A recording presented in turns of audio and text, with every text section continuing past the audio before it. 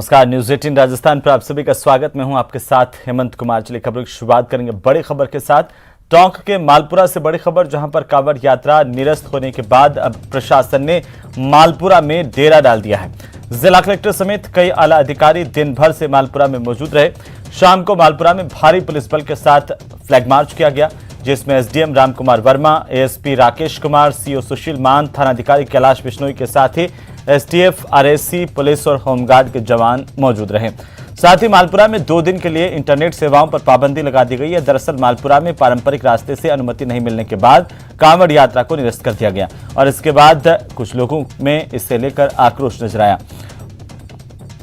और इसी के चलते लगातार पुलिस प्रशासन सतर्क है, क्योंकि कई लोग इस मामले में अफवाहें फैला रहे हैं। ज्यादा जानकारी के साथ सहयोगी दौलत पारिक टोंक से हमारे साथ जुड़ गए फोन लाइन पर। दौलत, क्या अपडेट है? मालपुरा में जिस तरह की स्थितियां बनी हैं उसे लेकर अब पुलिस प्रशासन की ओर से किस तरीके से एहतियात बरते जा रहे हैं? देखिए हेमंत, मैं आपको बताना चाहूंगा कि मालपुरा की कांवड़ यात्रा है, ये पुलिस और प्रशासन के लिए चुनौती बना हुआ है। विवाद ये है कि जो आयोजन समिति के लोग हैं, जो हिंदुवादी संगठनों के लोग हैं, उनका जो कांवड़ यात्रा है बरसों से पारंपरिक तरीके से कांवड़ यात्रा निकलती आ रही है और पारंपरिक रास्ते से निकलती आ रही है। 2020 के बाद प्रशासन ने नया रास्ता तय कर दिया। दरअसल दंगे और जो सांप्रदायिक विवाद पैदा हुआ था उसके बाद में प्रशासन ने नए रास्ता बना दिया है। पिछले 2 सालों में कोरोना की चलते बड़ा आयोजन नहीं हो पाया है और अब पिछले काफी दिनों से मालपुरा प्रशासन के साथ में कलेक्टर और एसपी के साथ ही आईजी भी कुछ दिनों पहले टोंक आए थे, संभागीय आयुक्त भी आए थे और पूरी इस यात्रा को लेकर के प्रशासन का जो अमला है वो अलर्ट पर है और नए रास्ते से यात्रा निकालने के लिए। लेकिन जो आयोजन समिति वो पारंपरिक रास्ते से बहुत शुक्रिया दौलत, तमाम जानकारी के लिए। आज फ्लैग मार्च निकाला गया, तस्वीरें हम आपको दिखा रहे हैं। पुलिस बल की ओर से फ्लैग मार्च किया गया है। जो भी लोग अफवाहें फैला रहे हैं उन पर पुलिस कड़ी निगरानी बनाए हुए हैं। ऐसे लोगों के खिलाफ पुलिस प्रशासन का कहना है कि कड़ी से कड़ी कार्रवाई की जाएगी। चलिए आगे बढ़ेंगे अगली खबर कोटा से, जहां पर कोटा के चेचट इलाके में एक युवक ने एक 12 साल की बालिका का अपहरण कर 1.5 महीने तक दुष्कर्म किया। आरोपी की उम्र 24 साल बताई जा रही है। आरोपी ने बच्ची को बहला फुसला कर अपने साथ ही उज्जैन ले गया और वहीं पर 1.5 महीने तक रेप की वारदात को अंजाम दिया। पुलिस ने इस बालिका को दस्तयाब कर बाल कल्याण समिति के सदस्य के सामने पेश किया। सीडब्ल्यूसी के रोस्टर सदस्य मधु शर्मा ने नाबालिग को बालिका के गृह में अस्थायी आश्रय दिलाया है। पुलिस ने पॉक्सो एक्ट के तहत केस दर्ज कर मामले की जांच शुरू कर दी है। आरोपी की तलाश जारी है। नाबालिग के साथ दुष्कर्म का यह मामला पड़ोस में रहने वाले युवक पर ही रेप के आरोप है। बालिका को पेश किया गया। जब मैंने बालिका से काउंसलिंग की तो बालिका ने बताया है कि वो ग्रामीण क्षेत्र में रहती हैं और फिर 5वीं तक उसने पढ़ाई करी है। बालिका ने बताया कि उसके पापा खान में काम करते रहे, उसी के बगल में रहने आया। अभी कुछ दिनों पहले 3-4 महीने पहले एक युवक रहने आया है जो कि वो भी काम करता है और उस युवक ने उसे बहला फुसला करके और अपने साथ में एमपी ले गया। एमपी ले जा करके ये 20/6/2022 को बालिका घर से बिना बताए उसको ले गया था, अपहरण करके ले गया और एमपी में ले जा करके और वहाँ पर किसी लड़के ने किसी अपने परिचित को संपर्क किया। संपर्क करके वहीं पर वो काम करने लगा और बालिका को 1.5 माह तक उसके साथ में दुष्कर्म करता रहा। तो वहीं राजसमंद जिले के नाथद्वारा थाना इलाके में 5 महिलाओं ने लिफ्ट देने के बहाने किडनैपिंग की कोशिश के आरोप लगाए हैं। दरअसल ये महिलाएं सरसुनिया गांव आई थी और राबचा गांव जाने के लिए इन्होंने लिफ्ट ली। टेम्पो पर बैठे लोगों ने निचली ओडन तक छोड़ने का झांसा देकर सभी 5 महिलाओं को टेम्पो में बिठाया, लेकिन निचली ओडन गांव पहुंचने के बाद भी जब इस चालक ने टेम्पो नहीं रोका तो महिलाओं ने शोर मचाना शुरू किया और टेम्पो से सभी महिलाएं कूद गईं। हादसे में 5 महिलाएं घायल हुई हैं। तो सफेद रंग का ये लोडिंग टेम्पो जिसमें ये महिलाएं बैठी थीं, तो उसने लेके जाने के बाद में निचली ओडन आ गई। ये लोग खड़े थे टेम्पो में लोडिंग पीछे, तो उसने देखा नीली लोडन आ गई तो फिर ये चिल्लाई तो भी वो रोका नहीं। उसने आउटसाइड रास्ते से ली और इन्होंने मालूम पड़ गया कि भाई कहाँ और दूसरी जगह लेके जा रहे, तो ये लोग कूद गए 5 जन। उसमें से 3 जन को बहुत ज़्यादा चोटें आई है, जो 2 जन और कम चोटें आई है, एक को बहुत ज़्यादा चोट आई। जल्दी से जल्दी इसको कार्रवाई की जाए। तो वहीं विधानसभा में उपनेता प्रतिपक्ष और चूरू विधायक राजेंद्र राठौड़ को जान से मारने की धमकी मिलने के बाद पुलिस प्रशासन में हड़कंप मचा हुआ है। जयपुर एसएसबी के एसपी ने चूरू एसपी को पत्र भेजकर रिपोर्ट मांगी है। एसपी के आदेश पर चूरू पुलिस की ओर से 30 जुलाई को जिला मुख्यालय के सैनिक बस्ती स्थित राजेंद्र राठौड़ के आवास पर पुलिस पहुंची और दौरे के दौरान राठौड़ को एस्कॉर्ट सुविधा की सिफारिश की। आपको बता दें कि 26 जून की रात को 11 बजे किसी अज्ञात व्यक्ति ने राजेंद्र राठौड़ को कॉल करके देख लेने की धमकी दी थी। बाद में राठौड़ की रिपोर्ट पर पुलिस ने आरोपी को दबोच लिया।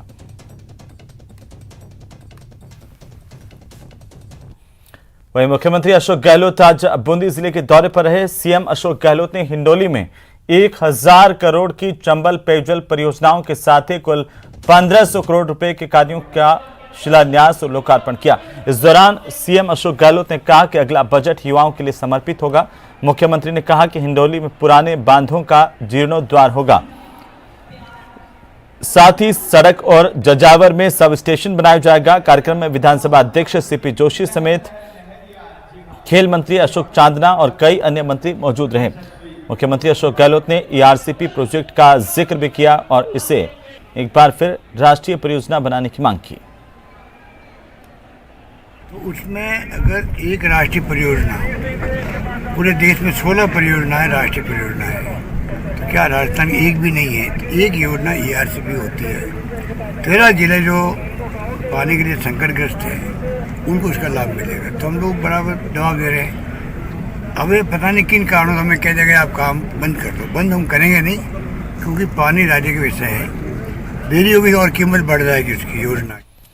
तो वहीं मुख्यमंत्री अशोक गहलोत बूंदी के दौरे पर रहे। इस दौरान उनका कांग्रेस नेता और कार्यकर्ताओं की ओर से जोरदार स्वागत किया गया। मुख्यमंत्री अशोक गहलोत ने बूंदी में 1000 करोड़ रुपए की चंबल परियोजना, 4 कॉलेज और 170 करोड़ रुपए की सड़कों समेत हिंडोली नैनवा के लोगों को कुल 1189 करोड़ की सौगात दी है। सीएम अशोक गहलोत ने लोगों को संबोधित करते हुए ईआरसीपी को राष्ट्रीय परियोजना नहीं बनाने को लेकर केंद्र सरकार पर भी जमकर हमला बोला है। की योजनाएं बहुत महत्वपूर्ण योजना होती है। 940 करोड़ के आसपास योजना हिंडोली के लिए, नैनवा के लिए बनी है। इसका अपना बहुत बड़ा महत्व है। सैकड़ों गांवों तक पानी पहुंचेगा। हम ईआरसीपी को लागू करने में लगे हुए हैं, जिसे 13 जिले जो संकटग्रस्त है पानी को लेके, उन सब जगह पानी पहुंचे, सिंचाई की सुविधाएं हों। ग्रामीण विधानसभा होगी हिंडोली नैनवा। इस कार्यकाल के जब काम पूरे हो जाएंगे, क्योंकि कार्यकाल तो पूरा 5 साल में होता है, इस कार्यकाल के सैंक्शन काम अगले 4-5 साल तक भी चलते रहेंगे, क्योंकि काम तो सैंक्शन होने के बाद चलता रहता है, अपना अपना समय लेता है। लेकिन जब ये हम सैंक्शन करा देंगे, इनके काम पूरे हो जाएंगे, उसके बाद में हिंडोली नैनवा के आने वाली जो पीढ़ियां हैं उनका भविष्य निश्चित रूप से उज्ज्वल होगा। तो चलिए आगे बढ़ेंगे और इसी बीच राजधानी जयपुर से इस वक्त की बड़ी खबर। सांसद रामचरण बोहरा ने नाराजगी जताई है। छात्र संघ चुनाव को लेकर के तिथि आगे बढ़ाने की मांग की है। बड़ी खबर है इस वक्त की। छात्र संघ चुनाव को लेकर के सांसद रामचरण बोहरा ने अपनी नाराजगी जताई। मुख्यमंत्री अशोक गहलोत को पत्र लिखा है। सांसद ने चुनाव कार्यक्रम में संशोधन की मांग की है। विश्वविद्यालय के कई कॉलेजों में प्रवेश प्रक्रिया चल रही है, ये पत्र में जिक्र किया गया। बोहरा की तरफ से उन्होंने लिखा है कि कई कॉलेजों में LLB की वार्षिक परीक्षाएं भी जारी हैं। तो सांसद ने चुनाव कार्यक्रम में संशोधन की मांग रखी है। सीएम अशोक गहलोत को एक पत्र लिख करके अवगत करवाया है। उन्होंने कहा कि विश्वविद्यालय के कई कॉलेजों में इस वक्त प्रवेश प्रक्रियाएं पूरी नहीं हुई है। छात्र संघ चुनाव में इस बार इतनी जल्दबाजी क्यों है, ये सांसद रामचरण बोहरा ने कहा। सरकार रिवाइज के लिए छात्र संघ चुनाव का कार्यक्रम मांग की गई है रामचरण बोहरा की तरफ से। जयपुर सांसद रामचरण बोहरा ने मुख्यमंत्री अशोक गहलोत को पत्र लिख करके विश्वविद्यालयों कॉलेजों के छात्र संघ चुनाव में संशोधन की मांग की है। तो चलिए खबरों में फिलहाल वक्त तो चला एक छोटी सी ब्रेक का, जल्द लौटेंगे। आप बने रहिए हमारे साथ।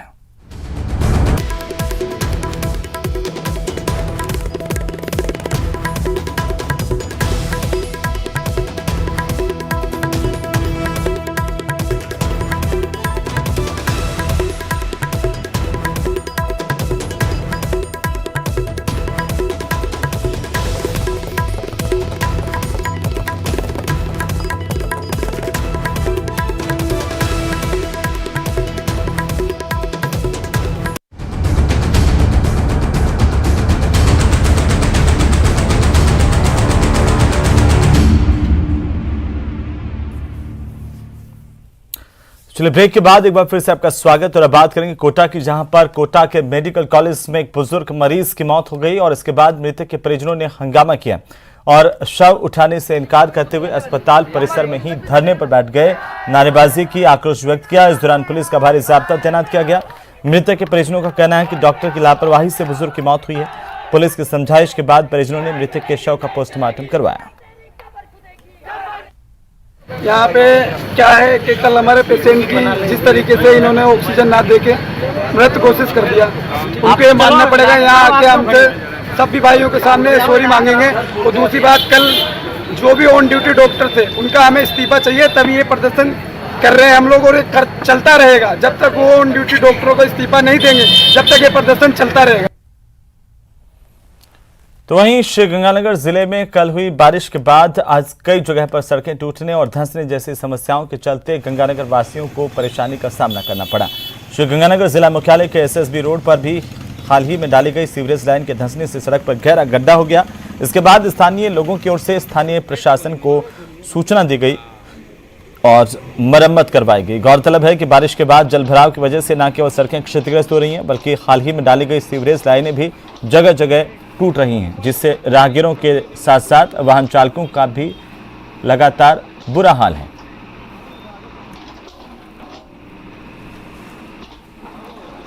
तो जोधपुर के लूणी क्षेत्र के धवा में फैक्ट्रियों से निकलने वाले रासायनिक पानी से फसलें नष्ट हो रही हैं। जानकारी के अनुसार धवा इलाके में फैक्ट्रियों के रासायनिक पानी से खेतों में खड़ी फसलें चौपट हो रही हैं। इतना ही नहीं, रासायनिक पानी धवा गांव के मुख्य तालाब में भी मिल रहा है, जिससे ग्रामीणों की मुसीबतें बढ़ गई हैं। अगर प्रशासन ने जल्द उचित कदम नहीं उठाया तो हालात बिगड़ सकते हैं। स्थानीय लोगों में गंभीर बीमारियों के साथ फसलें भी तबाही के कगार पर हैं।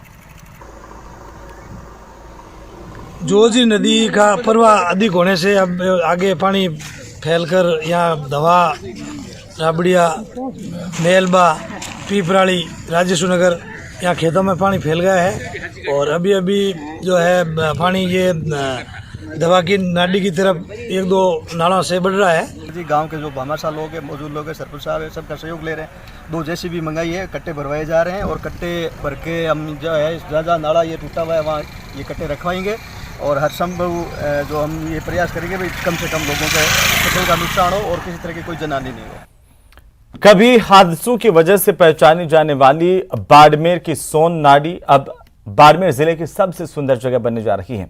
शहर की सरकार ने राज्य सरकार के साथ मिलकर एक बड़े प्रोजेक्ट को हरी झंडी दी है।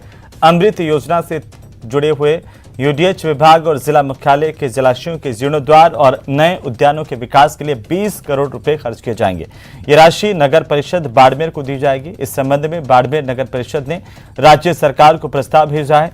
बाड़मेर शहर में सोन नाडी, बेनेश्वर तालाब और कारेली नाडी पुराने जलाशय हैं, जिनका अब कायाकल्प होगा और इसे लेकर के सरकार की ओर से पहल कर दी गई है। 20 करोड़ का बजट यूडीएच विभाग देगा। नगर परिषद को यह राशि सीधे दी जाएगी। नगर परिषद ये काम करवाएगी और इस दौरान अमृत योजना के तहत इन नाडियों का, पुराने तालाबों का, बावड़ियों का जीर्णोद्वार करने का लक्ष्य रखा गया है। हमारे से अभी 10 से 15 करोड़ की एक डीपीआर चाहिए गई है, जिसमें जितने भी शहर के जलाशय हैं उसमें वाटर, रेन वाटर और अन्य जो प्राकृतिक जल के स्रोत हैं उनके बचाव के लिए, जितने भी गार्डन हैं उनको डेवलप करने के लिए, और उसके अलावा अमृत मिशन 2 में बाड़मेर ही ऐसी नगर परिषद है जो पहले चरण के बाद में फर्स्ट चरण, सेकंड चरण में अभी आइडेंटिफाई हुई है। सरकार चाहेगी और कि हम किस तरह से इन पैसों को इस तरह से लगाए ताकि वास्तव में बाड़मेर में कुछ दिखे और सौंदर्यीकरण की ओर बढ़े और इन योजना में बाड़मेर शहर को लाभ। तो वहीं महाराष्ट्र के राज्यपाल भगत सिंह कोश्यारी की मुंबई को लेकर की गई टिप्पणी पर विवाद शुरू हो गया। मुंबई में एक कार्यक्रम में उन्होंने मुंबई की आर्थिक राजधानी होने का क्रेडिट यहां पर रहने वाले राजस्थानी और गुजरातियों को दिया था। कार्यक्रम में कोश्यारी ने शुक्रवार को कहा था कि कभी कभी मैं यहां के लोगों से कहता हूं कि महाराष्ट्र से, विशेषकर मुंबई और ठाणे से गुजरातियों और राजस्थानियों को निकाल दो तो तुम्हारे यहां पर कोई पैसा बचेगा ही नहीं, यह आर्थिक राजधानी कहलाएगी ही नहीं। उनका यह बयान महाराष्ट्र की सत्ता में पक्ष और विपक्ष दोनों को ही नागवार गुजरा है।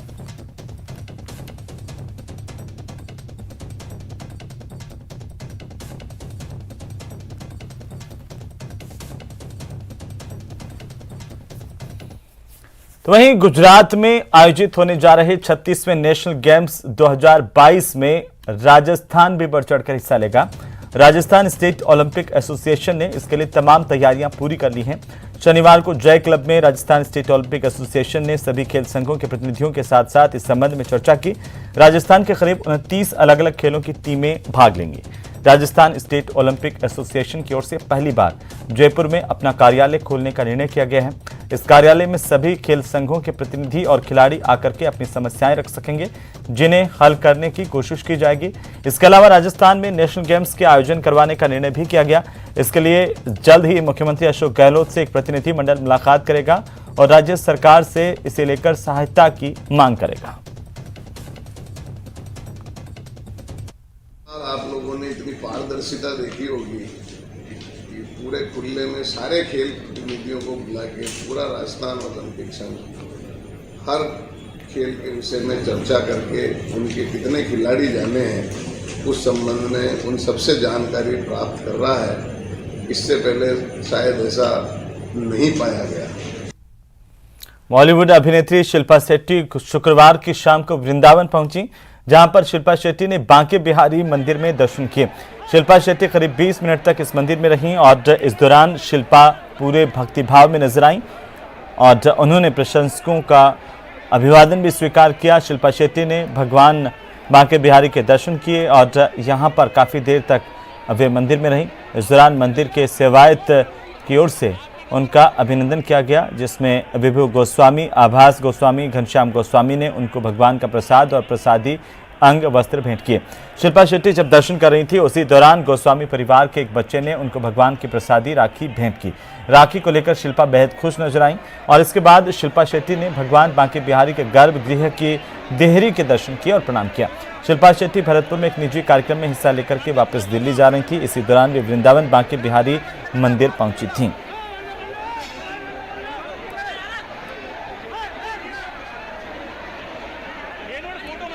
खुशी है कि आज मेरा बुलावा आया। मेरा पहला विजिट है यहाँ पे मथुरा में and thank you so much इतना सारा प्यार के लिए। भक्ति के रंग में शिल्पा रंगी हुई नजर आई और जैसे ही यहाँ पर बाकी श्रद्धालुओं को भी शिल्पा के आने की भनक लगी। बड़ी संख्या में शिल्पा शेट्टी के फैन जो हैं अब वो यहाँ पर चारों तरफ इकट्ठा हो गए। भारी भीड़ यहाँ पर इकट्ठा हो गई। मंदिर के बाहर और भीतर पुलिस को भी काफ़ी मशक्क़त करनी पड़ी। शिल्पा शेट्टी ने भी अपने प्रशंसकों को निराश नहीं किया, सभी का अभिवादन स्वीकार किया और शिल्पा शेट्टी ने कहा कि आज उनका आने का हुक्म हुआ और इसके बाद वे यहाँ पर पहली विजिट उनकी हैं, पहली बार आई। काफ़ी उन्हें अच्छा महसूस हो रहा है और काफ़ी खुश नजर आई यहाँ पर शिल्पा शेट्टी मंदिर में। भगवान के दर पर पहुँच करके उन्होंने शीश नवाया, अपनी मनोकामनाएं मांगी हैं। साथ ही शिल्पा शेट्टी के मंदिर पहुँचने पर मंदिर सेवायतों की ओर से शिल्पा शेट्टी का अभिनंदन भी किया गया। Thank you so much. बस क्या राधे राधे कहेंगे सब लोगों को? राधे राधे।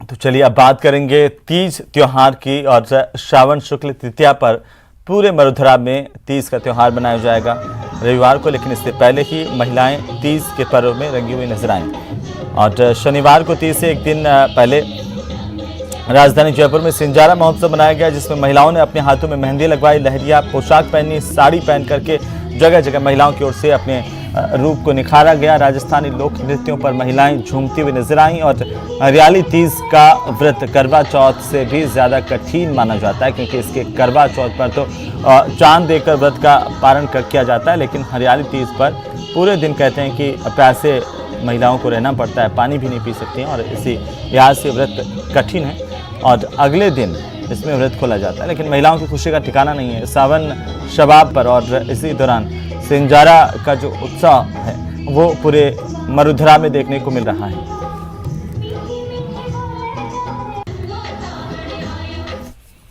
इसी के साथ ही बुलेटिन फिलहाल इतना ही। नमस्कार।